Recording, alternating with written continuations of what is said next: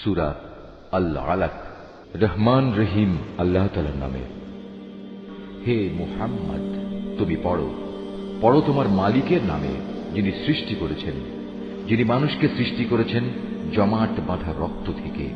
তুমি পড়ো এবং জেনে রাখো তোমার মালিক বড়ই মেহেরবান। তিনি মানুষকে কলম দ্বারা জ্ঞান বিজ্ঞান শিখিয়েছেন। তিনি মানুষকে এমন সবকিছু শিখিয়েছেন যা তিনি না শেখালে সে কখনো জানতে পারত না। আর হ্যাঁ, এ মানুষই বড় হয়ে বিদ্রোহে মেতে ওঠে। সে দেখতে পায় তার যেন এখন আর কোনো অভাব নেই, অথচ এ নির্বোধ ভেবে দেখে না একদিন তার মালিকের দিকেই তার প্রত্যাবর্তন হবে। তুমি কি সেই দাম্ভিক ব্যক্তিটিকে দেখেছ যে তাকে বাধা দিল আল্লাহর এক বান্দাকে যে নামাজ পড়ছিল? তুমি কি দেখেছ সে কি সঠিক পথের উপর আছে, কিংবা সে কি অন্যদের আল্লাহ তাআলাকে ভয় করার আদেশ দেয়? সে ব্যক্তি সম্পর্কে তুমি কি মনে করো যে আল্লাহকে অস্বীকার করে এবং তার থেকে মুখ ফিরিয়ে নেয়? এ দাম্ভিক লোকটি কি জানে না আল্লাহ তাআলা তার সব কিছুই পর্যবেক্ষণ করছেন? কিছুতেই না।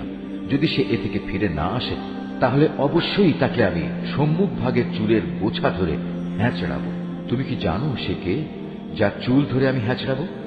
সে হচ্ছে আমাকে মিথ্যা প্রতিপন্নকারী নাফরমান ব্যক্তিটি।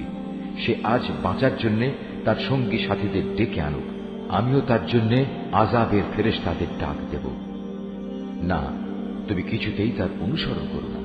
তুমি বরং তোমার মালিকের সামনে সাজদা অবনত হও এবং তার নৈকট্য লাভ করো।